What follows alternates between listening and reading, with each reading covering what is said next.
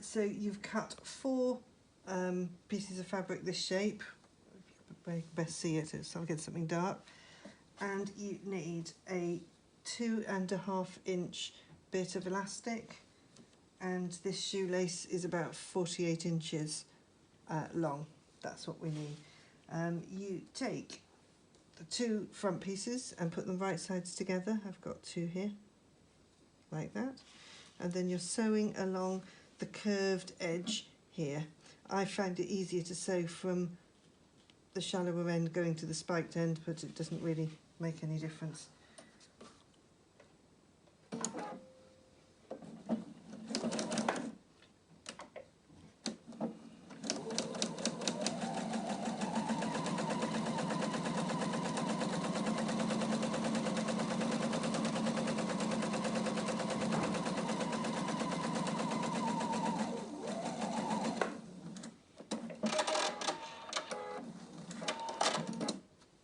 So now we've got it sewn together there.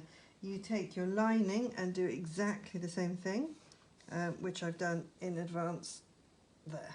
So that's that one. Then we open both of them out and put the right sides together again. And then I sew the bottoms first, so I match up the central seam here. That's the important bit to match. If these end up being a different length, and for some reason they quite often are, it doesn't matter because the end's going to get folded in. So I'm sewing the lining and the top piece together. I'm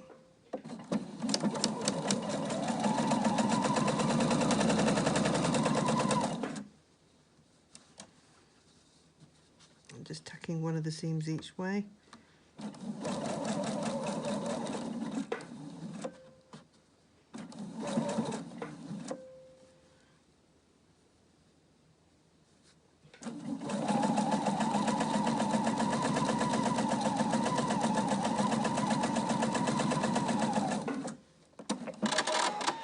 And the next thing to do is to sew along the top of it. Now, this is easiest if you don't sew the middle bit. You're going to top stitch it anyway, so it's okay, but you line up the 2 seams in the middle there. I'm just trying to do it against something dark, yeah?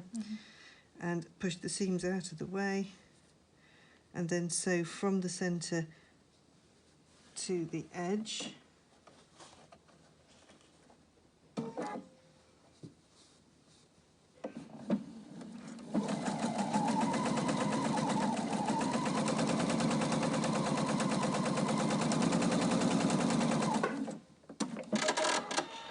So that is sewn with the pink side up, and then you flip it over and you go from the centre, again pull the seam allowances out of the way, and you're sewing with the green side up this time just because it's the other way around, and again from the seam, or just this side of the seam to the end there.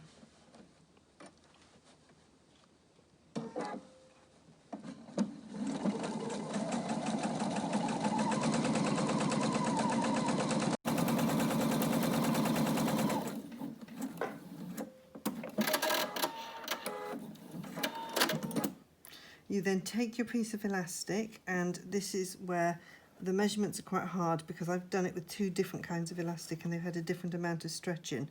So basically it depends really how stretchy your bit of elastic is, but there's about the middle and that's where it's going to go, so it's about there. So you sew it into the seam, or onto the seam allowance there. Can you do a close-up, Danica, or was that? So I hold it on by putting a couple of stitches through it that side and then a couple going the other way like that.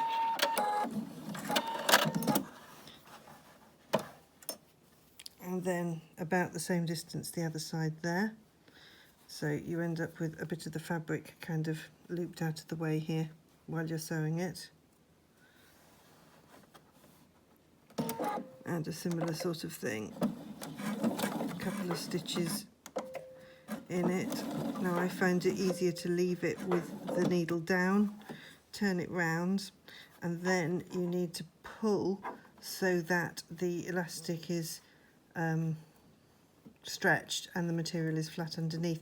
So I'm pulling with one hand at the back and one at the front, not to pull it through, but just to keep it, keep the two the same length.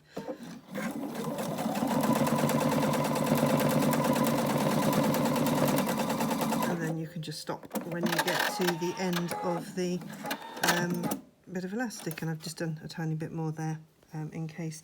You then turn it the other way out.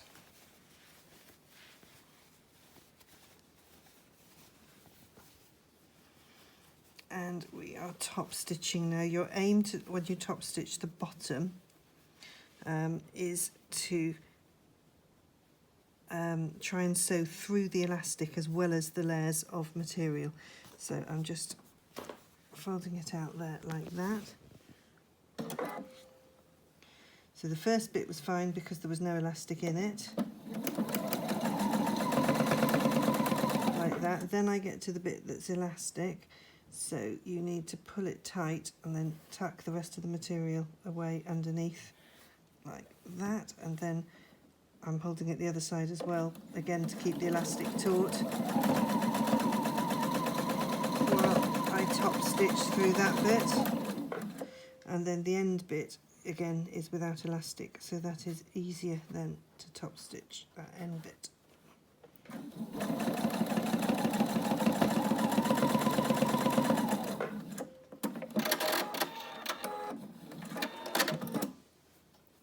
You then top stitch along the top side. So this has got quite a curve in it that you need to just make sure you've pulled out. And when you get to the top, be careful because you've got that tiny hole in the middle where the seams were.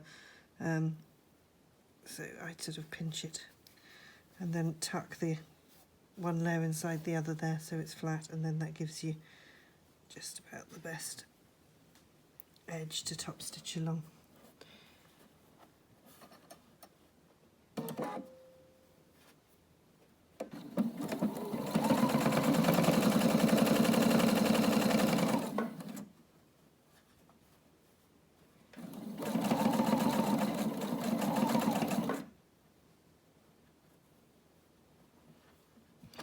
Just go round the curve that's going to be the top of the nose. And then as you come into the other side, you've got a curve the other way. It's like going around zigzag bends.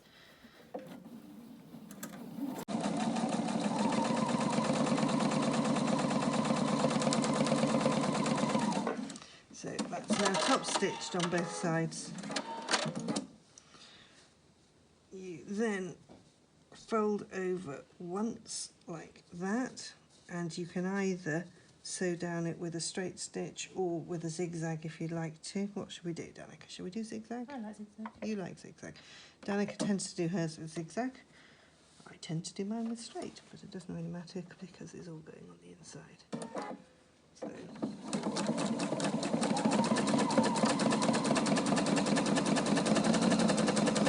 I think you're right, that holds it down more neatly and makes it easier, doesn't it, to thread the shoelace through in a minute. And you do the same, so that's that side done. Sorry, I should have shown you. And then we do the same to this side.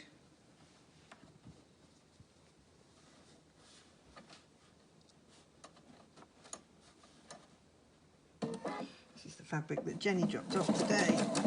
No, yesterday.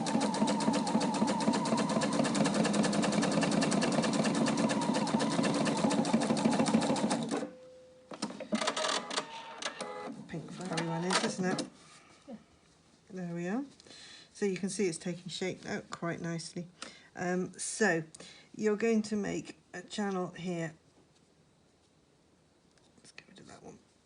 Like that one, by folding it over again, and then we're going to sew with a straight stitch very close to the edge there. Now you can either do that and then thread the shoelace through afterwards, or you can sew it with the shoelace in place. We'll do one each way, shall we, Danica, to show. So we're putting that right on the edge there, and this is the bit where I do make sure I start off and finish off, because this is the bit that you need the strength in. The rest of it, all the ends are sort of tucked inside.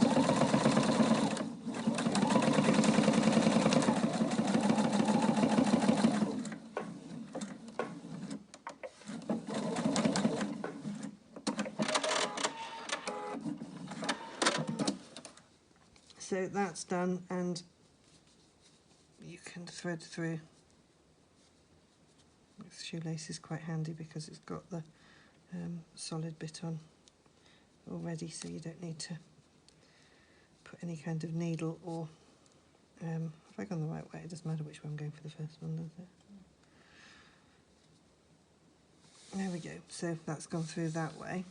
And then you want your loose end to go at the pointy nose bit, and the elasticated bottom bit is where the loop goes. That's the right way around, isn't it, Veronica? That's the one we've been doing. Yeah. That's the one we've been doing. We've seen them both ways. You can do them whichever way you want. So the way that I do it, just to save me a couple of minutes of time, is fold it over like that, but you just have to make sure that you don't sew through the shoelace when you're doing it, so just keep the shoelace tucked up against the fold that you're not sewing.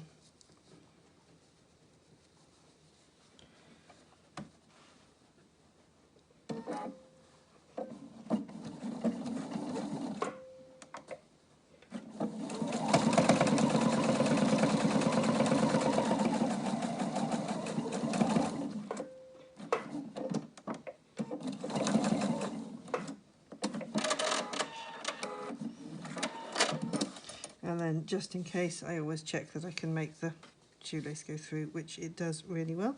And other than a haircut, which you don't need to watch me do, I'll do it in a minute. There we are with one mask finished.